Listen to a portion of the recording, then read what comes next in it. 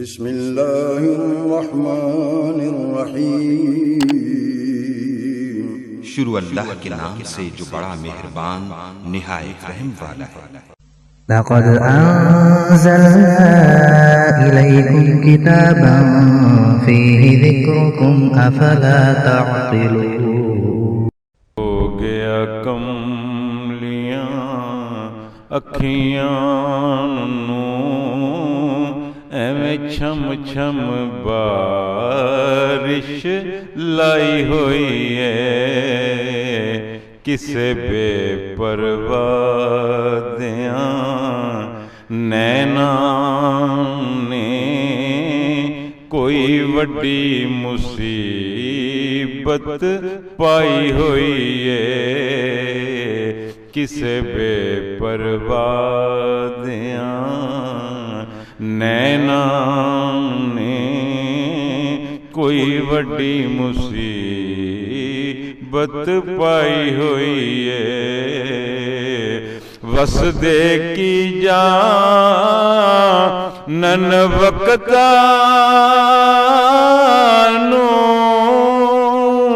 اینا درد منداں دیاں رختانو،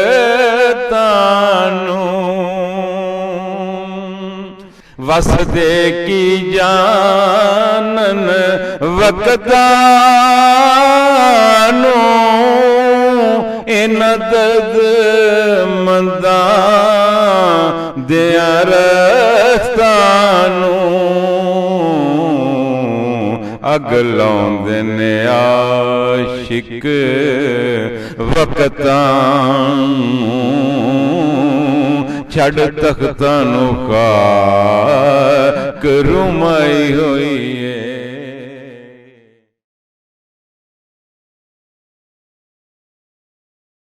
السلام علیکم ورحمۃ اللہ وبرکاتہ۔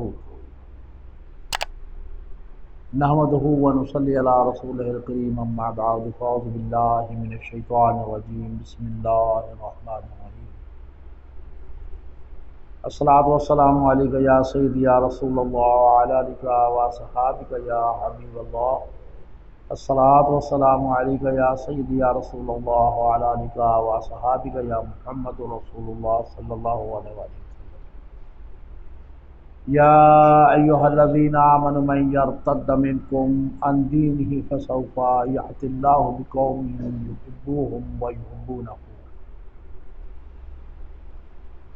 المائدہ میں اللہ پاک فرماتے ہیں کہ اے ایمان والو، تم میں سے جو شخص اپنے دین سے پھر جائے گا تو ان قریب اللہ ان کی جگہ ایسی قوم کو لائے گا جن سے وہ خود محبت فرماتا ہوگا اور وہ اس سے محبت کرتے ہوں گے۔ دوستان محترم، ہمارا یہ جو بیان ہے اللہ اور بندے کے درمیان محبت کا تعلق، یہ جاری ہے اور ہم یہاں تک بیان کر چکے ہیں کہ محبت کی عطا و جفا، اس کی آزمائش اللہ پاک ان کو اگر دے دیں تو ان کے دینے پر جو محبت کرنے والے ہیں عشاق ہیں، شکر بجا لاتے ہیں۔ محبت پر دنیا اثر انداز نہیں ہوتی، محبت فقط ذات سے ہوتی ہے، اس لیے عطا و سزا سے اس کا کوئی تعلق نہیں ہوتا، وہ اس سے بے نیاز ہوتے ہیں۔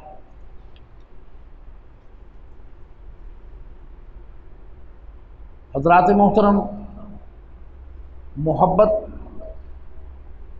ہر چیز کو بھلا دیتی ہے۔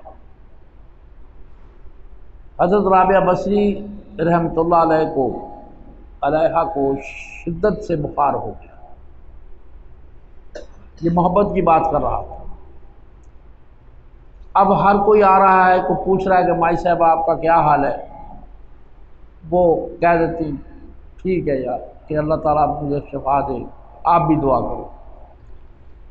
لیکن ایک آدمی آ گیا، اب وہ ایسا بندہ آیا جو اللہ کا خاص بندہ تھا، جو اس کو جانتا تھا، پہچانتا تھا۔ حضرت حسن بصری رحمۃ اللہ علیہ تشریف لے آئے۔ انہوں نے پوچھا کہ مائی صاحبہ، اے رابعہ بی بی، دوسروں کو تو ٹرکا رہے ہو لیکن مجھے نہیں ٹرکانا، مجھے صحیح بتانا کیا بات ہے، بخار کیوں نہیں اتر رہا؟ بہت دن ہو گئے تھے بخار نہیں اتر رہا۔ بی بی صاحبہ نے فرمایا کہ میں ایک دن قرآن مجید کی تلاوت کر رہی تھی، اس دوران وہ جو تلاوت میں کر رہی تھی، جو پڑھ رہی تھی سورہ، اس میں جنت کا ذکر آ گیا، جنت کی حور و قصور، باغات، نہروں اور چشموں کا ذکر آ گیا۔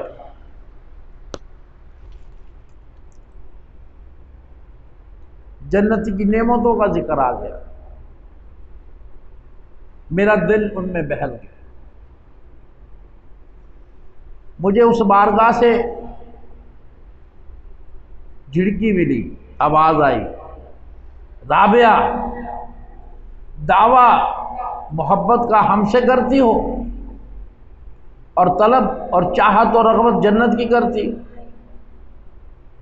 میرا رب میرے سے ناراض ہو، اس لیے مجھے بخار میں آرام نہیں آ رہا۔ تو میرے دوستو، یہ محبت ہے، یہ محبت میں اللہ تبارک و تعالیٰ بھی کوئی اور چیز پسند نہیں فرماتا، کیونکہ اس نے کہا دعویٰ میرے سے ہے لیکن آپ طلب جنت کی کر رہے ہیں، کیوں؟ اس لیے صرف محبت ہی کرو۔ تو جن کو اللہ محبت نصیب کر دیتا ہے ان کے لیے جنت کی نعمتیں بھی ہیج ہو جاتی ہیں۔ یریدون وجہہ، وہ صرف مولا کے مکھڑے کے طلبگار رہتے ہیں، وہی ان کی جنت ہوتی ہے۔ اللہ کے ساتھ محبت کا ایک ایسا تعلق ہے جو ماسوا کو مٹاتا چلا جاتا ہے، اور جتنا ماسوا کا تعلق مٹتا ہے اتنا ہی اللہ کے حضور اس کا درجہ بلند ہوتا ہے۔ اس کے بلند ہونے کے نتیجے میں بندہ محب بن کر سفر شروع کرتا ہے۔ جب بندہ اللہ سے محبت کرتا ہے تو کیا ہوتا ہے؟ وہ محب ہوتا ہے، محبت کرنے والا، اور مطلوب اور محبوب ہو جاتا ہے۔ بندہ پھر عبد نہیں رہتا، جب اس کی محبت زیادہ بڑھ جاتی ہے عبدہ ہو جاتا ہے۔ تو علامہ اقبال رحمۃ اللہ علیہ نے یوں فرمایا کہ عبد دیگر عبدہ، یہ چیز دیگر ما سراپائے انتظار و منتظر۔ عام بندہ جو ہے محب، طالب، سائل اور منتظر ہوتا ہے، لیکن جب اللہ کا بندہ ہو جائے تو وہ طالب سے مطلوب اور محب سے محبوب بن جاتا ہے، اور منتظر سے منتظر ہو جاتا ہے۔ جب بندہ ہوتا ہے تو اسے اللہ کا انتظار رہتا ہے، جب صرف بندہ ہوتا ہے تو اللہ کا انتظار رہتا ہے، اور جب اللہ کا بندہ ہو جائے تو اللہ تعالیٰ اس کے لبوں کی طرف دیکھتے ہیں کہ میرے بندے کے لب کب ہلتے ہیں اور کب میں اس کی بات کو پورا کرتا ہوں۔ اللہ تعالیٰ اس انتظار میں رہتے ہیں کہ میرا بندہ کب لب ہلاتا ہے، کب کچھ مانگتا ہے، میں اس کو فوراً دے دوں، میں اس کی تقدیر کو بہتر کر دوں، اور جو وہ مانگتا ہے وہ میں عطا کر دوں۔ اللہ تبارک تعالیٰ اس کے لیے اپنے خزانے کھول دیتا ہے، لیکن یہ نعمت طالبان دیدار الہی کے حامل لوگوں کو ہی نصیب ہوتی ہے۔ وہ جو جنت مانگتے ہیں ان کو نہیں نصیب ہوتی، صرف اللہ سے محبت اور رسول صلی اللہ علیہ وسلم سے محبت۔ حضرت یحییٰ بن معاذ فرماتے ہیں محبت کے متعلق کہ محبت کے مفہوم کو انہوں نے یوں واضح کیا ہے کہ محبت کی حقیقت یہ ہے کہ وہ محبوب کی جفا سے کم نہیں ہوتی اور محبوب کی عطا سے زیادہ نہیں ہوتی۔ بات سمجھ آئی کہ محبوب اگر عطا کر دیتا ہے تب بھی کوئی بات نہیں، کوئی فرق نہیں پڑتا، اور اگر محبوب جھڑکی دے دیتا ہے تو تب بھی کوئی فرق نہیں پڑتا۔ اس کا مطلب یہ ہے کہ محبت میں استقامت ہونی چاہیے، صبر ہونا چاہیے۔ اگر محبوب اس کو دھتکار بھی دے تو تب بھی وہ محبت کرتا رہے، اسے محبت کہتے ہیں۔ محبت کی خوبی یہ ہے کہ وہ نفع و نقصان سے بے نیاز ہو جاتی ہے۔ اللہ تعالیٰ ارشاد فرماتے ہیں وَلَنَبْلُوَنَّكُمْ بِشَيْءٍ مِّنَ الْخَوْفِ وَالْجُوعِ وَنَقْصٍ مِّنَ الْأَمْوَالِ وَالْأَنفُسِ وَالثَّمَرَاتِ۔ محبوب کی عطا و جفا اس کی آزمائش ہوتی ہے۔ اللہ پاک ان کو اگر دے دے تو وہ شکر بجا لاتے ہیں۔ محبت پر دنیا اثر انداز نہیں ہو سکتی، محبت فقط ذات سے ہوتی ہے، اس لیے عطا اور سزا سے بے نیاز ہوتی ہے۔ محبت میں ایک وہ مقام آتا ہے کہ جہاں پر سوال بھی ایک طلب بن جاتا ہے۔ اگر محبت میں سوال کرتا ہے بندہ تو وہ ایک طلب بن جاتا ہے، اس کو طلب سمجھا جاتا ہے۔ سیدنا آدم علیہ السلام کو جب جنت میں رکھا تو آدم علیہ السلام کو مقام نبوت پر ہی مقام محبت نصیب ہوا۔ اللہ تعالیٰ نے فرمایا لا تقربا هذه الشجرہ، اس درخت کے قریب نہ جانا۔ اور وہ درخت کیا تھا؟ وہ درخت انوار و تجلیات کا خاص مرکز تھا کہ اگر اس درخت کے قریب گئے تو یہ صفاتی تجلیات ان کی طلب بن جائیں گی اور ذات سے توجہ ہٹ جائے گی۔ شیطان نے آدم علیہ السلام کو قسم کھا کر کہا کہ اس کے پھل کھانے سے، اس درخت کا پھل کھانے سے آپ ہمیشہ ہمیشہ کے لیے اللہ کی قربت میں رہو۔ شیطان بھی بڑا خطرناک تھا، دیکھو کیسا پیندرا بدلا اس نے کہ بندہ جو ہے نا پھنس جائے، جال میں پھنس جائے۔ بندہ لالچی ہوتا ہے نا، چاہے وہ لالچ کسی قسم کا بھی ہو۔ اب وہ محبت میں پھنس گئے۔ اس نے کہا کہ اللہ کی قربت میں ہمیشہ کی خواہش آپ کے دل میں ہے، آپ اگر اس درخت کا پھل کھا لو گے تو انشاءاللہ ہمیشہ آپ اللہ کی قربت میں رہو گے۔ مقام محبت میں نبی کی یہ بات بھی خواہش میں بدل گئی، پھل کھا لیا۔ مقام محبت میں نبی کی یہ بات اللہ تعالیٰ کو گوارا نہ رہی، فرمایا اب نیچے چلو، اب یہاں سے چلے جاؤ، اس لیے کہ آدم جس محبت کے مقام پر تجھے بٹھایا ہے وہاں حضوری کی خواہش رکھنا بھی غیر کی خواہش ہے۔ مطلب کہ اگر اللہ سے بھی یہ کہا جائے کہ اے اللہ میں یہ خواہش کرتا ہوں، تو اللہ کہتا ہے کہ وہ جو سوال تو نے کیا ہے وہ مجھے گوارا نہیں ہے، میں وہ گوارا نہیں کرتا، کیونکہ تم مجھ سے صرف محبت کرتا ہے، محبت ہی کرتا رہے، دوسرا سوال نہ کر۔ میری ذات کی محبت چاہیے تو ہر چیز سے خود کو بے نیاز کر دے۔ جب محبت کامل ہوتی ہے تو ہر جگہ سے بے نیاز ہوتی ہے، اس کی غرض مکان سے نہیں بلکہ مکی سے ہوتی ہے۔ آدم علیہ السلام سے غلطی ہوئی، گناہ کیا، معاذ اللہ، اللہ پاک نے اس کی صفائی دی ہے قرآن پاک میں کہ خبردار کوئی نہ کہے کہ آدم علیہ السلام نے غلطی کی یا گناہ کیا۔ اللہ پاک نے ارشاد فرمایا لم نجد له عزما ونصیحا، لم نجد له عزما ونصیحا، دو باتیں فرمائیں تاکہ تمہیں یہ پتہ چلے کہ خبردار آدم نے گناہ نہیں کیا بلکہ بھول ہو گئی، اور وہ بھول کو گناہ نہیں کہتے۔ اگر آپ بھول کر کھانا کھا رہے ہیں، آپ نے روزہ بھی رکھا ہوا ہے، تو وہ روزہ ٹوٹتا نہیں ہے کیونکہ آپ کو یاد ہی نہیں ہے۔ اگر جان بوجھ کر کھاؤ گے تو روزہ ٹوٹ جائے گا۔ تو میرے دوستو، میرے آدم علیہ السلام نے بھول کر دانا کھا لیا، اللہ ارشاد فرماتے ہیں تو اس کی اطاعت کیسے ٹوٹ گئی؟ لم نجد له عزما، ہم نے اس کے دل میں نافرمانی کا ارادہ نہیں دیکھا، ہم نے اس کے دل میں نافرمانی کا۔ اب ان کے دل میں تو یہ تھا کہ میں ہمیشہ اللہ کی قربت میں رہوں گا، انہوں نے یہ نہیں سوچا تھا کہ مجھے نکال دیا جائے گا یا میرے سے یہ گناہ ہو جائے گا، دل میں اطاعت گزار تھا۔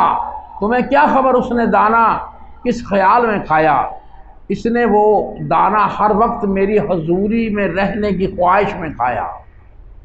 موسیٰ علیہ السلام جب طور پر گئے تو سوال کیا رب ارنی انظرنا علیک، باری تعالیٰ مجھے اپنا دیدار عطا کر، باری تعالیٰ مجھے اپنا دیدار عطا کر۔ اللہ تعالیٰ نے سوال پر دیدار نہیں دیا، فرمایا لن ترانی، تم نہیں دیکھ سکتے۔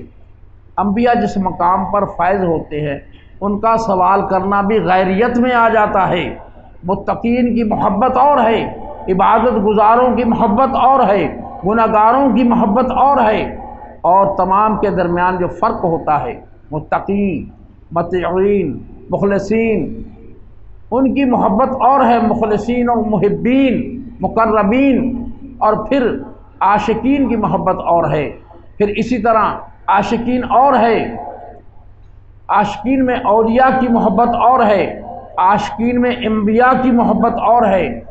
جب وہ مقام نبوت پر پہنچ کر محبت کے کمال کو پہنچتے ہیں تو وہاں پر ان کا سوال غیر تصور ہو جاتا ہے۔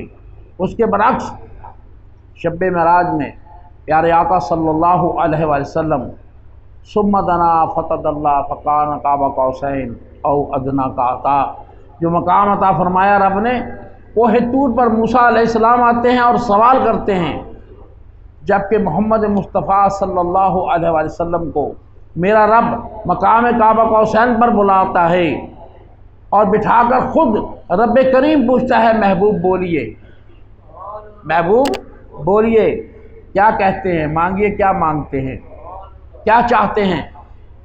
وہ رب پوچھتا ہے۔ صحیح بخاری میں مذکور حدیث مبارکہ سے اس طرح کی ایک کیفیت کا اظہار اور ہوتا ہے۔ حضرت انس بن مالک رضی اللہ تعالیٰ عنہ فرماتے ہیں کہ ہمیں حضور صلی اللہ علیہ وسلم نے بتاتے ہوئے فرمایا قیامت کے روز لوگ دریا کی موجوں کی مانند بے قرار ہوں گے، تو وہ حضرت آدم علیہ السلام کی خدمت میں جائیں گے، عرض کریں گے اپنے بارگاہ میں، اے ہمارے نبی ہمیں اپنے رب کی بارگاہ سے شفاعت لے کے دیجئے، شفاعت لے کے دیجئے۔ تو وہ کہیں گے کہ یہ میرا کام نہیں ہے، آپ حضرت ابراہیم علیہ السلام کے پاس چلے جاؤ۔ لوگ ان کی خدمت میں جائیں گے، وہ فرمائیں گے کہ آپ حضرت موسیٰ علیہ السلام کے پاس چلے جاؤ۔ وہ کہیں گے کہ وہ کلیم اللہ ہیں، پس وہ موسیٰ علیہ السلام کی خدمت میں جائیں گے، فرمائیں گے اس کام کا اہل میں نہیں ہوں۔ موسیٰ علیہ السلام فرمائیں گے کہ میں اس کام کا اہل نہیں ہوں، لیکن تم حضرت عیسیٰ علیہ السلام کے پاس چلے جاؤ، کیونکہ وہ روح اللہ ہے اور اس کا کلمہ ہے۔ پس وہ حضرت عیسیٰ علیہ السلام کے پاس جائیں گے اور فرمائیں گے میں اس قابل نہیں۔ عیسیٰ علیہ السلام فرمائیں گے میں اس قابل نہیں، مگر تم محمد مصطفیٰ صلی اللہ علیہ وسلم کے پاس چلے جاؤ اور ان سے جا کر عرض کریں۔